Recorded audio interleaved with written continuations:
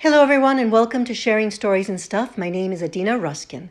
And whether you celebrate Passover, Easter, spring, or some combination of all three, we are definitely living in a unique time when we can perhaps understand more deeply what we value, what we're grateful for, how we want to improve, help others and the planet.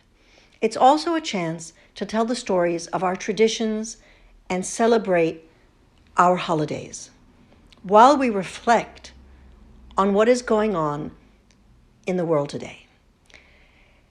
Rabbi Linda Schreiner-Kahn asked me to share a story about the Afikomen. This one is geared toward very, very small children, but I think children of all ages will appreciate it and get something out of it. Lots of love. Enjoy. And I'm going to tell a story today that I wrote especially for Passover. Afikomen. Afikomen. Afikomen. What an extraordinary word. It sounds so silly and powerful. Raise your hand if you have heard the word Afikomen before. Perhaps you have. And perhaps it's the first time. The word Afikomen comes from the Greek word epikomen, and it means that which comes after. That which comes after. Raise your hand if you know what might come after dinner if we've been well behaved. That's right. Dessert. Aren't we lucky to have dessert? Now, I'm going to tell a story about the Afikomen and a little boy named Philip and his younger sister, Sarah. In Greek, Philip means lover of horses. And in Hebrew, Sarah means princess.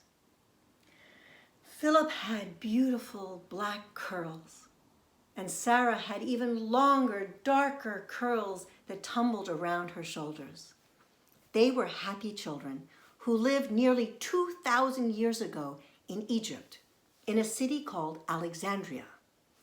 Alexandria was a lot like New York City now, because people came from all over the world, from different countries and cultures and backgrounds, and lived in the city of Alexandria, just like in New York. And the primary language in Alexandria was Greek. So the Jews of Alexandria spoke Greek more than they did Hebrew, just like the Jews in New York City speak mostly English. So, I have a question. Is this the Afikomen? Nope, I tricked you.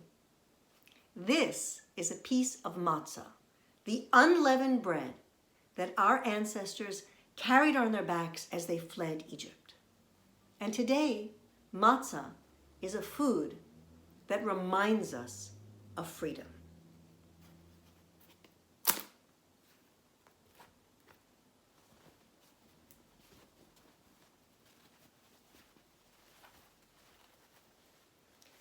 Now, this is the Afikomen.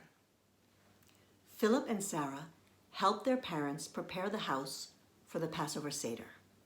This was their favorite holiday of the whole year. They got to sing, "Dai Dayenu, Dai Dayenu," and tell the story of how Moses led the Hebrews out of slavery, out of Pharaoh's Egypt. They would always giggle at this point because they lived in Egypt and they knew how lucky they were because it was a happy place to live in their time. Evening came. Family started arriving. It was time to start the Seder. Soon their grandpa announced, "I'm off to hide the Afikomen." Philip asked the adults at the table, "Why do we hide the Afikomen?" His father said, "Everyone loves a treasure hunt." His mother said, "It represents freedom. Finding it is a way of bringing it out of the darkness." Their uncle said, "It frees us to have dinner." and their aunt said, "Oh, and it gives us a chance to talk." Their cousin said, "And it keeps you at the table until it's time." Everyone laughed. Soon it was time. Philip reared up like a beautiful wild stallion. He galloped around the room, and being a good big brother, he came over to Sarah and said, "Would the princess like to ride on the freest stallion of the realm?" And she was delighted. She jumped on his back, and they went in search of the Afikomen. They knew that finding it would bring dessert and a taste of freedom. The end. I hope you enjoyed the story. Thanks for listening. Have a wonderful Seder. Ciao.